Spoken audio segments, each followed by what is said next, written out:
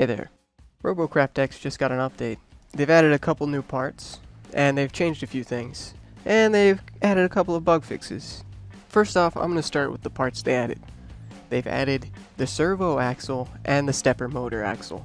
And likewise with the hinges, the servo hinge and the stepper motor hinge. I'll get into each of these next. The servo hinge and servo axle position themselves to a specific angle based on where you tell them to go. By default, they will move to their +1 target as soon as you start the simulation. Basically, this means for the hinge, it'll start rotating 90 degrees in one direction, and for the motor, it will start rotating 180 degrees. Then it will stop. You can connect these up with levers to control their angle. Not exactly precisely, but you can control their angle. So, 0 is obviously in the middle, -1 is 180 degrees one way, and +1 is 180 degrees the other way. For hinges, it's obviously up to 90 degrees in each direction. Next, I'll tell you about the stepper motor hinge and stepper motor axle, and the difference between the stepper motor and servos. So basically, the difference is, stepper motors, you can control how fast they rotate, but they will always rotate 360 degrees. With the servos, you can choose what angle they rotate to, not how fast. They will always rotate the same speed. The use for the stepper motor is you can control timings. So you could have a motor rotate 360 degrees very, very slowly, or kind of quickly, but still pretty slowly. You can do this by setting a lever to +1 or -1 or +0.5 or -0.5. By default, the stepper motor will rotate 180 degrees. However, if you then tell it to rotate the other way, it will actually rotate 360 degrees because it needs to rotate 180 degrees to get to the default position and 180 degrees to get to the desired position. The developers have suggested in the update post that this should be used for timing. However, I have a few other ideas, and of course you may as well. There are also 2 new joints, each adding a degree of freedom on top of the other one. These 2 new joints are like the hinge, except each of them adds a degree of freedom. Let's get into it. They've added the universal joint, which is like a hinge but in 2 directions, so with the hinge it goes back and forth, or side to side, but not both. With the universal joint it can go back and forth and side to side. However, it cannot twist. But this next part can, the ball joint. It offers another degree of freedom, which is twisting. It can rotate 360 degrees and also swing 180 degrees in the other 2 directions. The addition of these 2 new joints actually allows us to create more realistic ropes.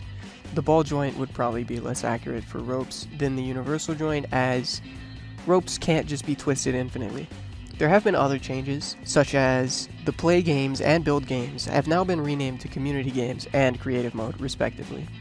They've also been swapped around so that creative mode is on the top. This is because they want to emphasize that creative mode is probably what you should be playing.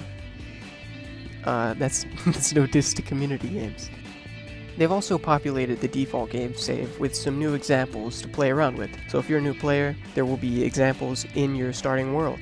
They've also reduced the bounciness on tires slightly. So now into the bug fixes. I'm going to be listing out only the ones that will have the most impact on the most people. Here we go. They fixed a bug that caused parts to lose their connectivity when loading a game save. This is amazing. For anyone who's had this issue where you load your game save and all your creations just fall to pieces, this should be fixed. If it's not, please report it to the developers.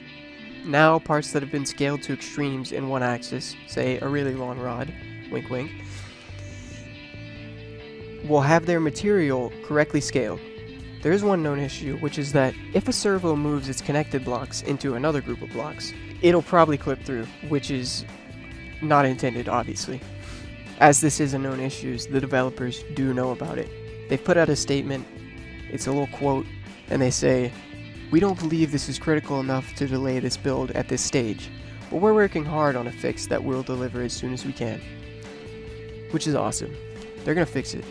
I also want to report I've seen a similar bug to this if I connect multiple medium motors to the same block group. They'll just start clipping through. I posted a video about it. Anyway, that's it. Subscribe, please. Do it. I'll give you a hug. Metaphorically, of course. If you post your address, I'll do it. But, don't. Because if you do that, you'll deserve what happens to you. Which is either nothing or some creepy dude comes to your house. Probably nothing. But a creepy dude could come to your house. That'd be a little creepy, wouldn't it? Also, it's probably not that worth because my delivery time is within 10 years, but 10 years is the max, of course. It could be less than that, but unlikely. Anyway, do it. Like, subscribe, comment, potentially. Tell me what you think. Give me some constructive feedback. It would be really cool. That's it. You have no idea how many takes each line took. So sad. This is mostly winged, but I did retake the same line that I thought of like 50 times. It's just bad. It's just bad. Subscribe. Do it. Do it. I'll hug you. And you love hugs. You know you love hugs. Okay, anyway.